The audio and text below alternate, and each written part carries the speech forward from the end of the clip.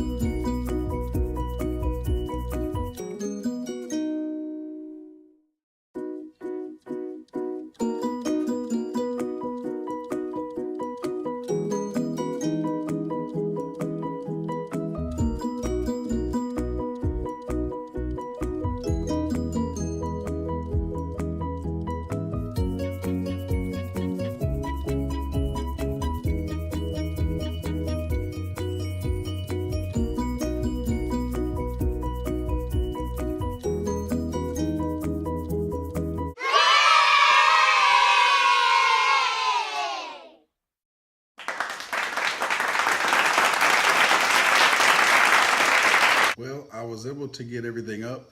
I lost some footage. I don't really know what I'm doing wrong with the editing, but I'm definitely doing something wrong.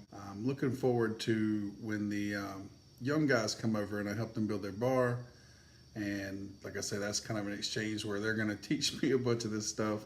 I'm probably going to just get a new camera. Just haven't really decided what I want yet. I'm looking at the Canons right now, so not an endorsement because they don't give me any money.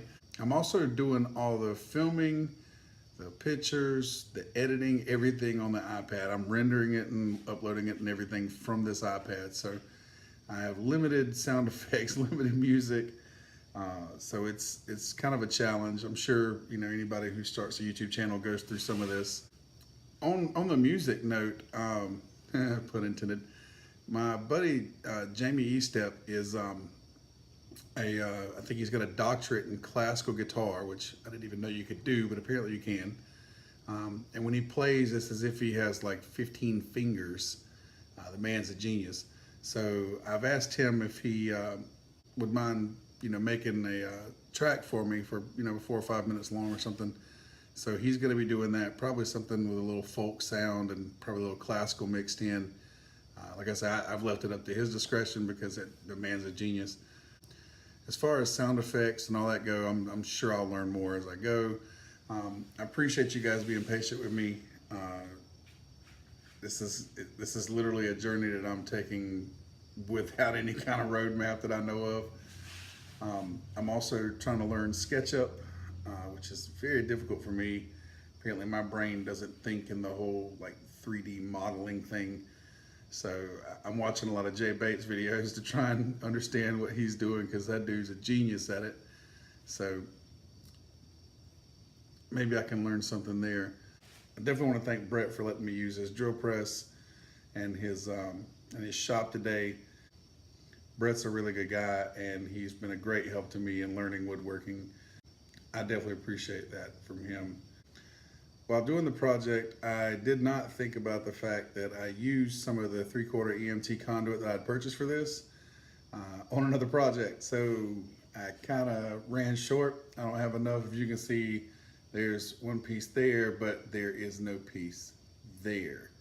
So I'll get that straightened out tomorrow, probably just run by one of the big box stores and pick up some EMT. Having to cut it with a handsaw right now, which is quite the beating, although I do feel like it's making the old right arm pretty strong. Camera issues hopefully will be resolved in the coming videos. Editing, hopefully that will be something that we can get better at as well.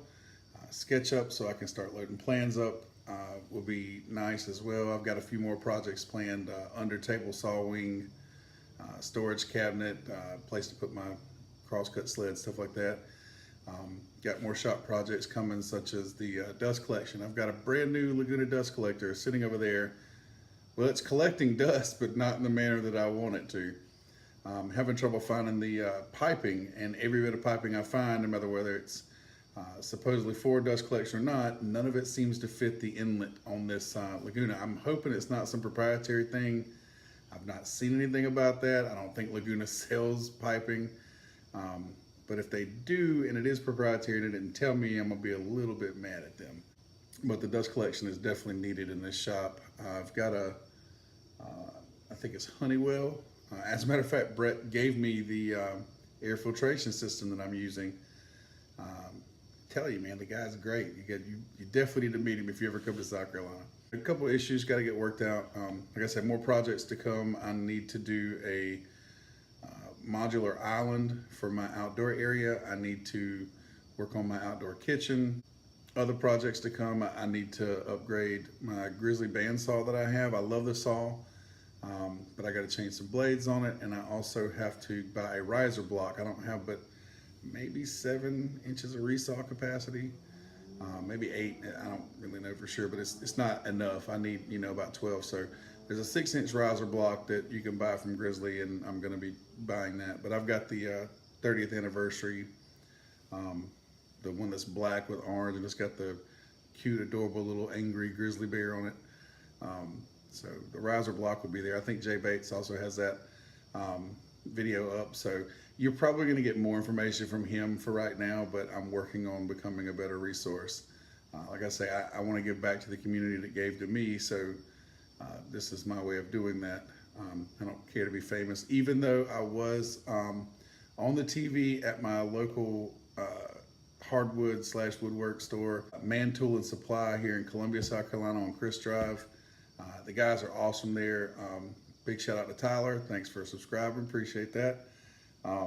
Be looking forward to seeing myself on that TV some more. It was a real big deal to me. If you follow me on Instagram, you saw that I took a short video of me on the TV with like the Rockler logo behind me, which was really awesome to me. I'm easily entertained and easily pleased, so it doesn't really take much to make me happy there. I still have the outfeed / assembly table to build. I went ahead and downloaded the Stone & Sons plans from Sean Stone. I definitely recommend you check out his videos. He's got some really cool stuff going on. If you're liking the videos, please make sure to hit that like icon. Please subscribe. Of course, that helps the channel's reach. And maybe the more people that see this stuff, they can help me learn to do this better. I'm checking into the cameras, like I say, so I'm watching a lot of videos on that right now, trying to get some good feedback on that. But hopefully it'll be either this week or next week. I'll be starting on the bar construction. I think we're gonna do, I think it's supposed to be 9 feet long and they want it 45 inches high. So this will be my first time building cabinetry with a toe kick. Most of the stuff I've done is shop cabinetry and it doesn't need a toe kick because it's a miter saw station. But they also are looking for like a rail, the rail that goes at the bottom of a bar where people put their feet on.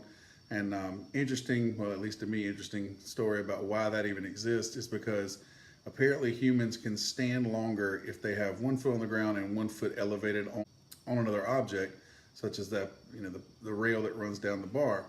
Another thing I'm looking forward to on that is to build the thing that you lean on, that railing that you lean on against a bar. What I'm planning on doing is, Brett and I were discussing how to do cove cuts with a table saw. So I've watched some Izzy Swan videos on that. Watched a couple other people do it, but I'm definitely gonna have Brett come over and show me how to do it, or either go to his shop and let him show me up there. But the way he explains it, it seems pretty simple, and I should be able to make the profile that I'm looking for. And maybe I won't lose a finger. That would be preferable, of course. I do appreciate you watching the video. Again, hit the like button if you enjoyed it. Subscribe so you can keep up with everything that's going on. Of course, you can follow me on Instagram, Palmetto_custom_creations. Just stay tuned for more. We'll try and do as many videos as we can. Thank you, and you guys have a good night.